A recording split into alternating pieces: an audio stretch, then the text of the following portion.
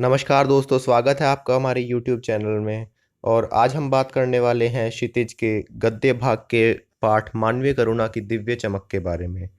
पर उससे पहले मैं कुछ बताता हूँ। मैं जानता हूँ यार, कभी कभार होता है कि टीचर चैप्टर भी पूरा खत्म करवा देता है पर आपको कुछ समझ ही नहीं आता। आप सोचते हो ये हुआ क्या, कैसे हो गया। आप एन के बी केसेस बन जाते हो। एन के बी समझते हो, आता नहीं कुछ भी। और जब उसके बाद जब एग्जाम्स में उसके क्वेश्चंस देखते हो तो फिर कुछ ऐसी हालत हो जाती है।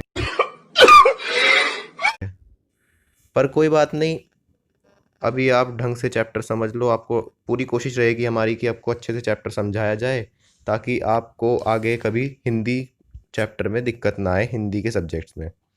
तो ये जो मानवीय करुणा की दिव्य चमक है, यह फादर बुल्के के ऊपर पाठ लिखा गया है। एक लेखक उनके जानकार थे, उन्होंने पाठ लिखा गया है। लेखक का नाम है सर्वेश्वर दयाल सक्सेना। लेखक को दुख है कि फादर बुल्के की मृत्यु गैंग्रीन से हुई। गैंग्रीन एक बीमारी होती है जिसमें शरीर में जहर फैलना शुरू हो जाता है। वे जीवन भर लोगों को स्नेह और मिठास बांटते रहे, फिर भी उन्हें गैंग्रीन हुआ। यह बहुत अन्यायपूर्ण था। हम किस ईश्वर से पूछें कि बुढ़ापे में उन्हें ऐसा दुख क्यों मिला। वे सदा साधुओं जैसे सफेद लंबा चोगा पहने रहते थे। उनकी बाहें और आंखें सदा गले लगाने को आतुर रहती थी। लेखक ने 35 सालों तक उनके इस स्नेह और प्यार को महसूस किया था। उन्हें याद करना मानो करुण संगीत सा लगता था और उन्हें देखना मानो करुणा में स्नान करने जैसा लगता था। इससे लेखक यह कहना चाहते हैं कि मानो जिस प्रकार एक उदास व्यक्ति करुण संगीत को सुनता है, उसी प्रकार फादर बुल्के को याद कर कर वह करुणा के सागर में डूब जाते थे। इतना प्रेम और स्नेह था फादर बुल्के में लेखक के प्रति। फादर से बात करने पर मन में कर्म करने का संकल्प जागता था।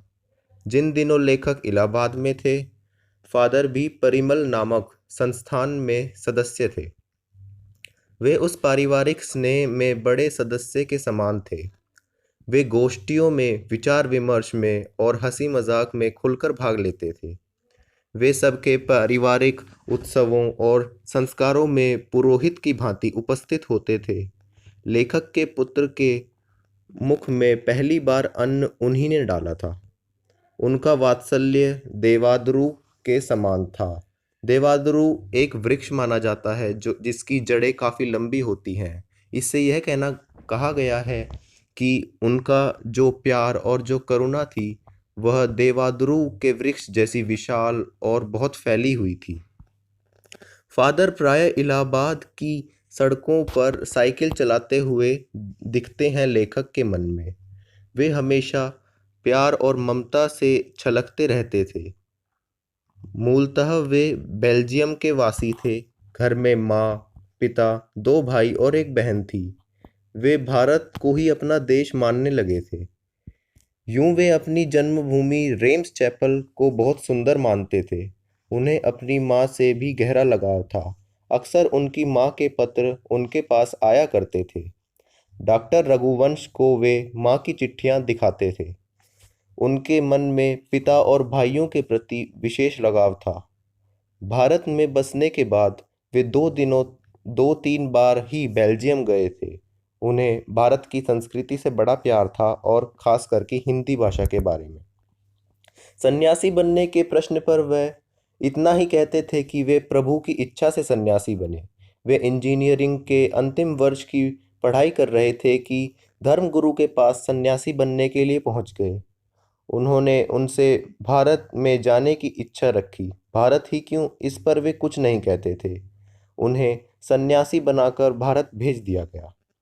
फादर बुल्के ने पहले 2 साल जीसेट संघ के पादरियों के धर्म आचार की पढ़ाई की। फिर 9-10 वर्ष दार्जिलिंग में पढ़ते रहे।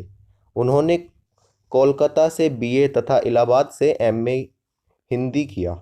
उन्होंने इलाहाबाद के विद्वान डॉक्टर धीरेन्द्र वर्मा के निर्देशक में रामकथा उत्पत्ति और विकास विषय पर शोध प्रबंध प्रस्तुत किया।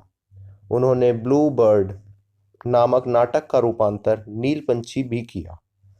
इनके बाद वे रांची के सेंट जेवियर्स कॉलेज में हिंदी और संस्कृत विभाग के अध्यक्ष हो गए। यहीं उन्होंने प्रसिद्ध अंग्रेजी हिंदी कोश तैयार किया और बाइबल का अनुवाद भी किया। 73 वर्ष की आयु में उनका देहांत हो गया। फादर बुल्के सन्यासी जरूर थे, लेकिन रिश्ते बनाकर कभी तोड़ते नहीं थे। दसियों साल बाद मिलने पर भी उनकी गद महसूस होती थी। वे दिल्ली आने पर लेखक से अवश्य मिलते थे। वे हिंदी और को राष्ट्रभाषा बनाने के लिए बहुत व्यग्र थे। उनके मन में एक प्रबल इच्छा और प्रेम था हिंदी भाषा के प्रति। इसलिए वे मंचों पर अकाट्य तर्क देते थे।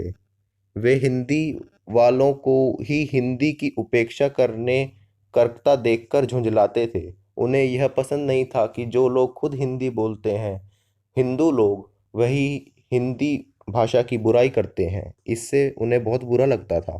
फादर बुल्के हर दुख में साथ खड़े होते थे। उनके मुख से निकला सांत्वना का शब्द मन में गहरी शांति प्रदान करने वाले होते थे।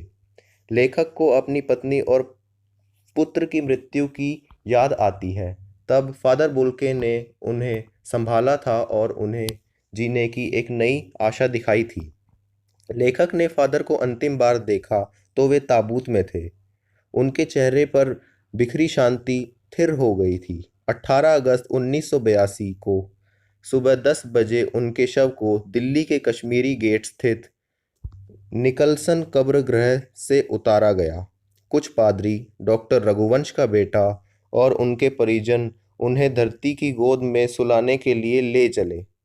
जनेंद्र, विजेंद्र, स्नातक, अजित कुमार, निर्मला जैन, मसीही समुदाय के लोग, पादरी, डॉक्टर सत्य प्रकाश, डॉक्टर रघुवंश भी मौन उदासी में घिरे खड़े हुए थे।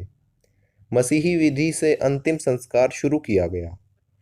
रांची के फादर पास्कल तोयना ने उन्हें श्रद्धांजलि अर्पित करते हुए कहा, फादर बुल्के धरती में जा रहे हैं। इस धरती से ऐसे रत्न और पैदा हों, ऐसी ही आशा है। डॉक्टर सत्य प्रकाश ने भी अब उन्हें नमन करते हुए और उनकी देह को कब्र में उतार दिया। वहां उपस्थित सब लोग रो पड़े। फादर बुल्के फूल फूल भरे छायादार पेड़ की भांति थे। उनका व्यक्तित्व दिव्य करुणा की चमक से लहलहाता था। आज भी उनकी याद यज्ञ के पवित्र आग की तरह महसूस होती है। वहां आए लोगों की गिनती इतनी थी कि लेखक यह कहते हैं कि अगर उन्हें गिनना जाए तो स्याही फैलाने के समान होगा वह कार्य। यानी कि जितने लोग उनकी मृत्यु पर रो रहे थे उसकी कोई गिनती नहीं थी, क्योंकि वे सबसे प्रेम और लगाव से रहते थे। इसीलिए सबको उनकी मृत्यु का बहुत दुख था। तो दोस्तों, यहाँ तक था दिव्य मानवीय करुणा की दिव्य चमक पाठ का सार, माफ कीजिएगा। तो अगर आपको वीडियो पसंद आई हो तो लाइक करें, शेयर करें, कमेंट करें और हमारे चैनल को सब्सक्राइब ज़रूर करें। तब तक के लिए धन्यवाद। अगली वीडियो में मिलते हैं।